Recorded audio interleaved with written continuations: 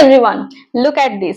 এই ফুলটা তোমরা হয়তো অনেকেই দেখেছো, তবে এর পুষ্পবিন্যাস বা ইনফ্লোরেসেন্স সম্পর্কে কি জানো? চলো জানা যাক। এটা কচু গাছের ফুল, যার সাইন্টিফিক নেম হচ্ছে কলোকেশিয়া এসকিউলেন্টা, আর এটা এরেসি গোত্রভুক্ত উদ্ভিদ। দেখো, এটা একটা special type of inflorescence. Which type? Racemose type. রেসিমোসের অন্তর্গত স্প্যাডিক্স বা চমসা মঞ্জরি হচ্ছে এর পুষ্পবিন্যাস।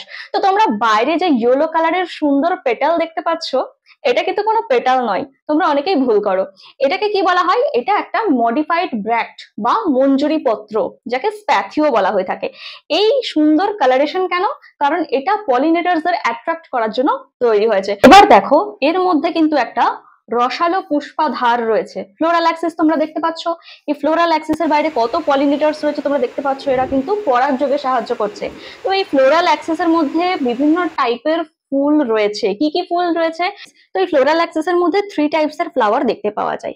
একদম নিচে যে গ্রিন কালারের ফ্লাওয়ার গুলো তোমরা দেখছো, এগুলোকে বলা হচ্ছে ফিমেল ফ্লাওয়ার বা স্ত্রী পুষ্প।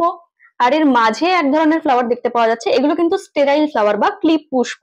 আর এর ওপরে যে ফ্লাওয়ার গুলো রয়েছে, এই ফ্লাওয়ার গুলোকে বলা হয় মেল ফ্লাওয়ার বা পুং পুষ্প।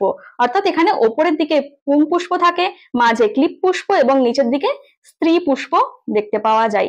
এই ধরনের পুষ্পাধারকে যখন মঞ্জুরি পত্র বা ব্র্যাক্ট আবৃত করে রাখে, তো এই ধরনের পুষ্পবিন্যাসকে আমরা বলছি স্প্যাডিক্স বা চমসা মঞ্জরি। এরকম ছোট ছোট ইনফরমেটিভ ভিডিও পাওয়ার জন্য ফলো করো বায়ো ফ্যামিলিকে।